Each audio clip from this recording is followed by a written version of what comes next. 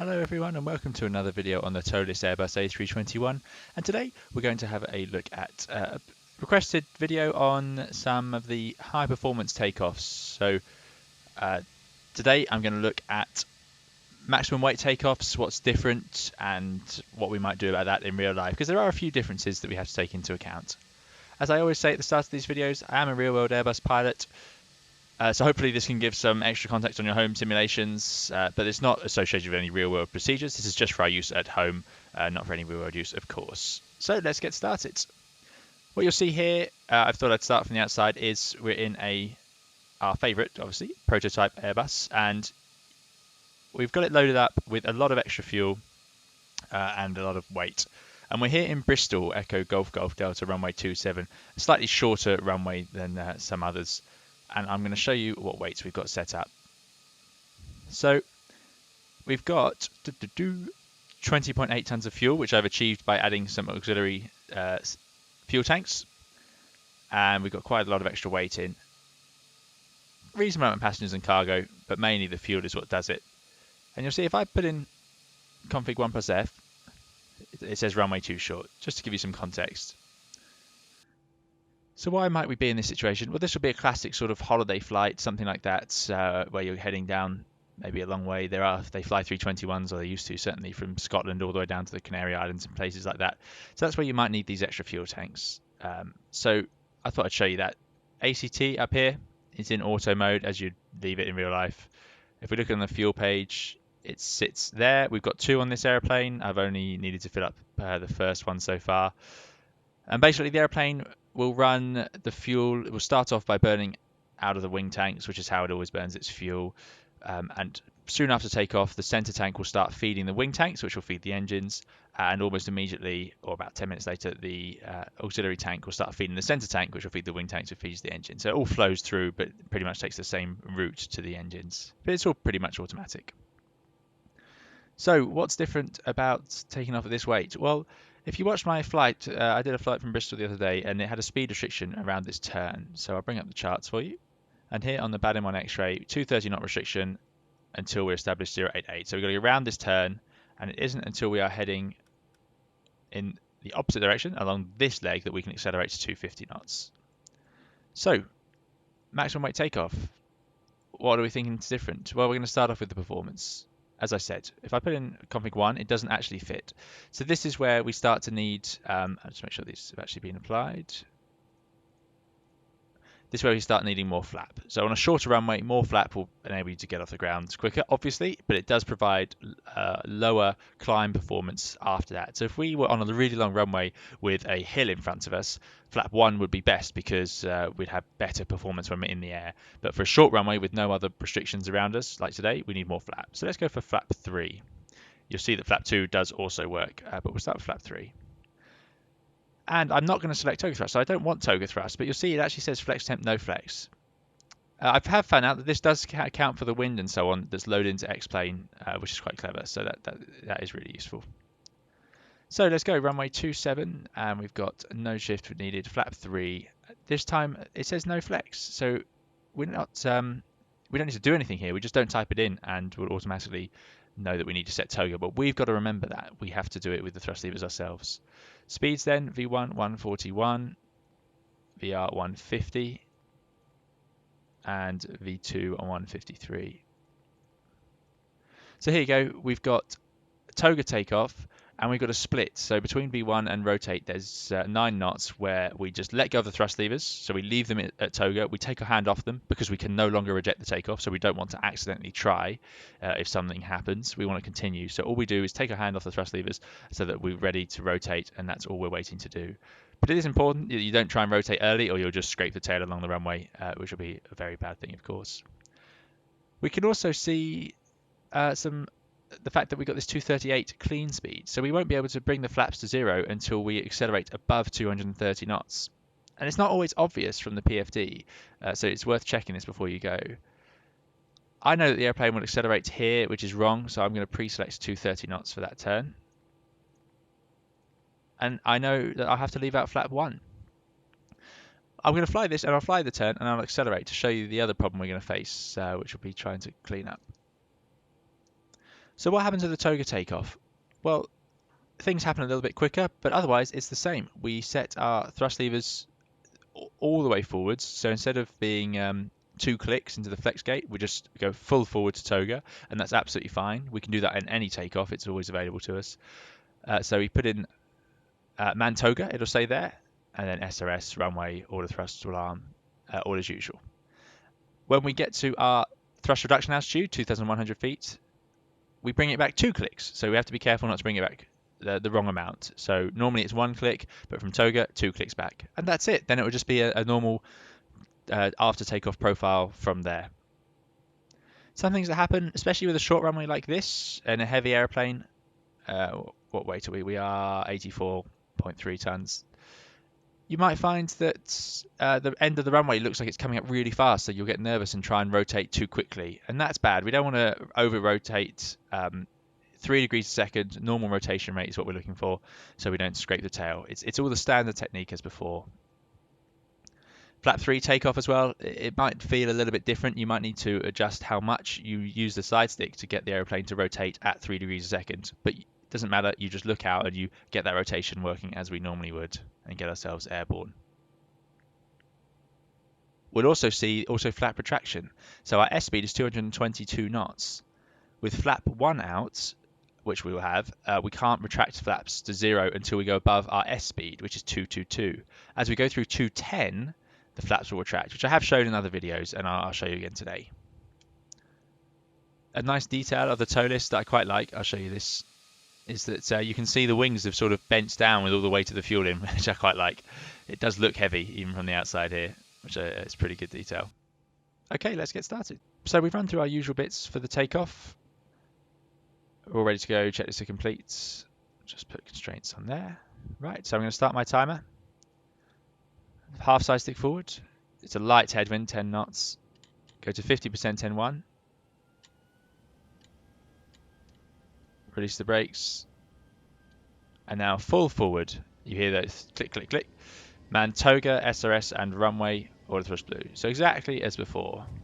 And you'll see we are accelerating slowly, even with toga thrusts, because of that extra weight.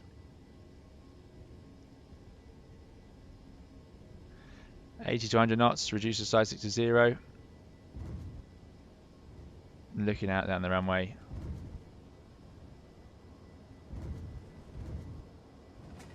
Okay, V1, hand off the thrust levers. We can't stop now. Rotate, and now normal rotation rate. Even though the end of the runway is coming, we just fly the airplane as we would. Positive climb, gear up. Nav.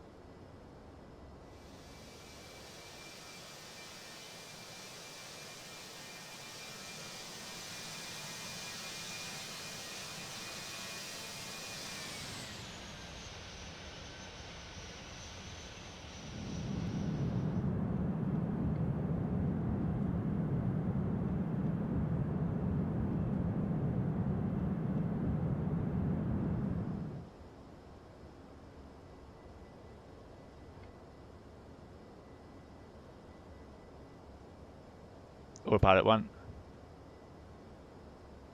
Something you might find is that the airplane rotates quite responsive, because with the higher speeds, the flight controls are moving through the air faster, and on the ground, that means that they can be a bit more responsive. In flight, it won't make a difference. Okay, next stage then. It's saying lever climb on the PFD as normal, so 2 clicks back. 1, 2, and there we go. Thrust climb, climb, and auto thrust. We can see 230 knots is targeted, which is my speed that I've pre-selected. So we need to bring the flaps above F speed. Now they go to flap 1. So now that it's set to 1, and you'll see that 1 plus F, great. So as we pass through to 10, we'll see the flaps retract, and then that will mean that that red bar will actually go higher. It'll go to the limit speed for the slats only. It does actually depend on the airplane, these limit speeds. Some airplanes are modified. Some of the Neo 321s can accept higher speeds on the flaps.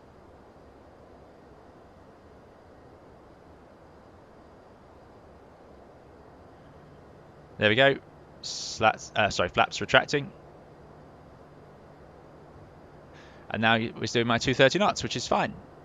So it looks like we would retract the flaps because you think, oh, well, I'm above S speed, so I can retract the flaps to 0. But we know from our performance page before takeoff, it doesn't show it here, that our clean speed is above 230, which we'll see when we finally accelerate.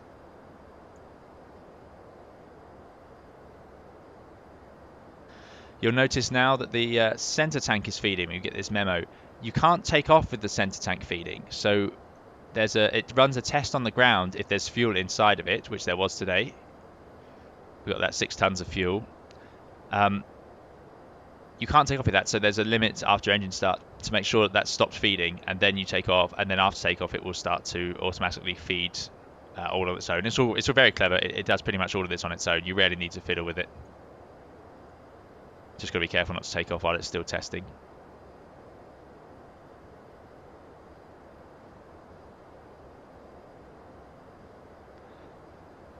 There's our speed announced star.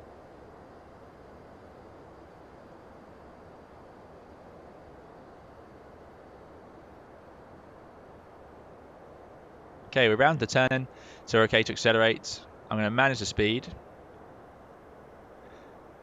And I won't retract the flaps until I see we're accelerating with a little arrow. There we go. Now I'll bring them to 0. And you'll see the green dot was actually in the red bar. We couldn't quite get to it. But no problem. There we go. Still plenty of room.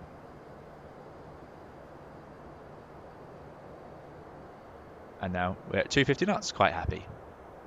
So there you go. That was a short runway, heavyweight takeoff, something slightly different. And now we're going to have a look at a long runway, even heavier takeoff.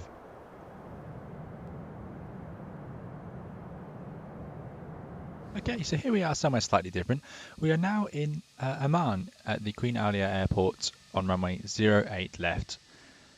I've chosen this because it's a long runway in a bit of a high altitude airport, 2,500 feet.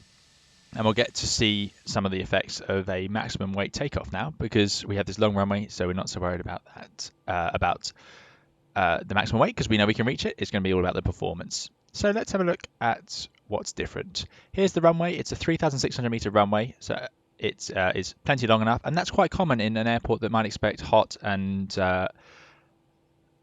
temperatures and high altitude. So 2,500 feet is where we are above sea level, and the temperature today is not too bad, 22 degrees. It could easily obviously be up to 40. You're sitting out in quite a southerly destination here. So if we go to the FMGC, I'll show you the weights we're at. 92.7 gross weight, so I've managed to bring the weights right up.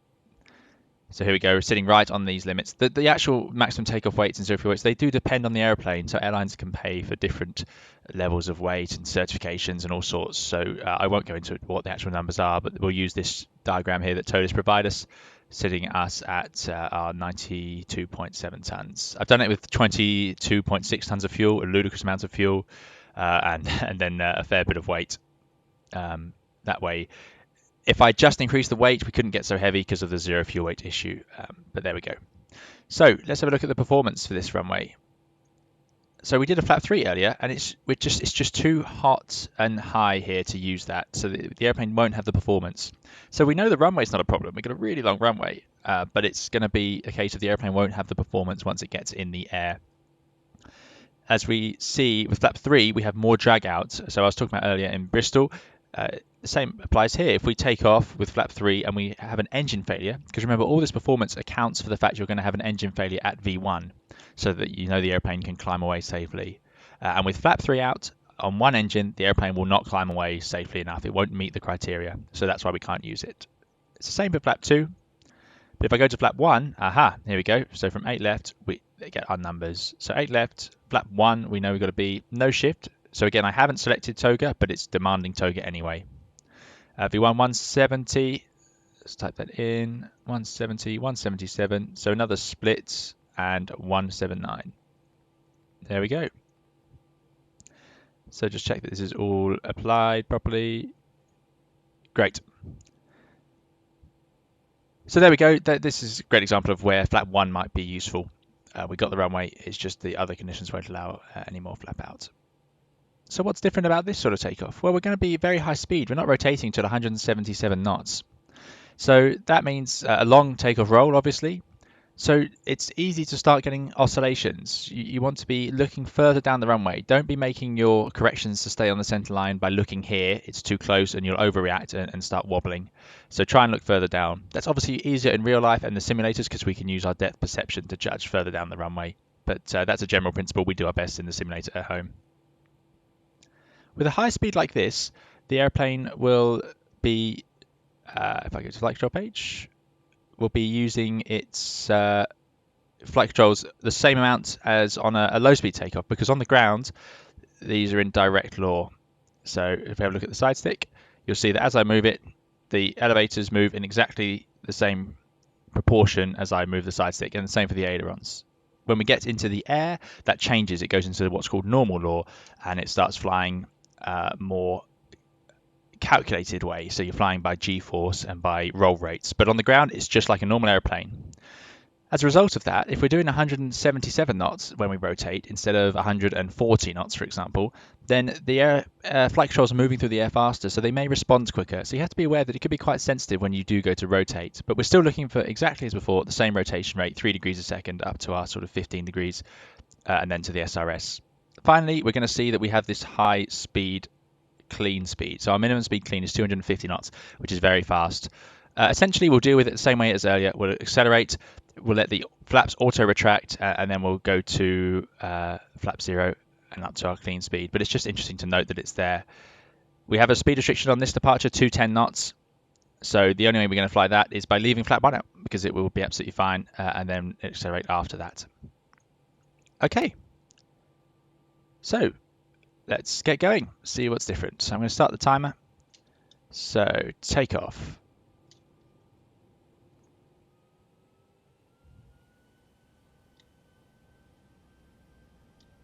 All the clicks forward for toga thrust, man toga, SRS runway, order thrust is armed. And there's, even with maximum thrust, we get this slow acceleration. We've got thin air, no headwind really here today. Okay, passing through 80 knots, start to release that forward pressure on the side stick to neutral. And there's 100 knots. Looking down the runway to keep it on the center line. Keep the center line running in between the screens. That's pretty much where you want it. That means the nose wheel should be on the center of the runway.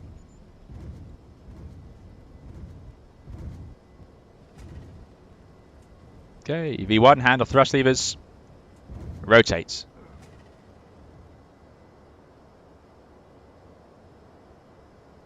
Positive climb, gear up.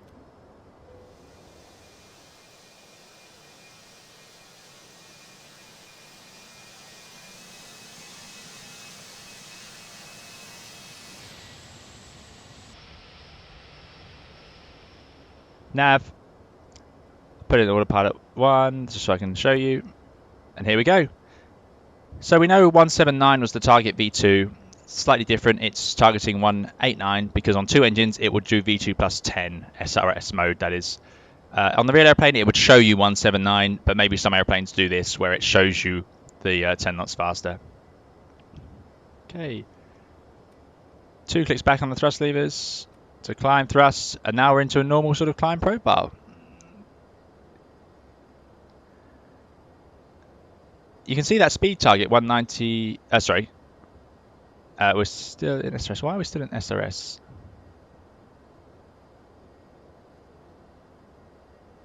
Interesting. What have I missed? I'm not sure what I missed there. You might be able to tell me. We might spot it later. It could be because I've done that wrong. There we go. So if you don't mind in the altitude, there's a good lesson. You can't manage it. So we set in a stop altitude. I'm going to set, let's do one high one, 16,000. Okay, so now we're going to climb and it lowers the nose and it goes to the speed target of 210 knots. And that'll be fine. And we keep out the flap 1 until we're past our 210 knot restriction. Let's pretend that there is no restriction. So the airplane will accelerate to 250 knots. How are we going to do this?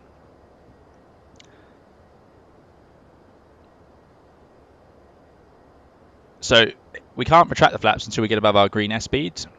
But obviously that's not going to happen until we're overspeeding already. So how is it going to work? Well, the F will retract just like earlier as we pass through 210. And there we go. Flaps retract. Now you're on new speed limit. Now some airplanes have different speed limits. The 321 Neos have higher speed limits. Some of the older 321s don't have these limits. They might have 230 as a limit until you retract the slats. But then they will have different weight limits as a result, and all sorts of things.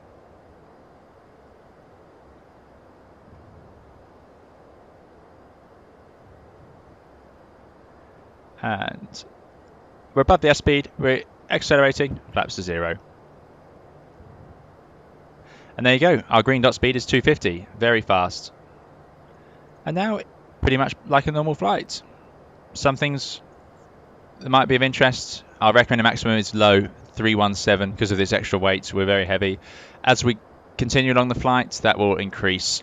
Our optimum is even lower, 275. That's very low because of this extra weight.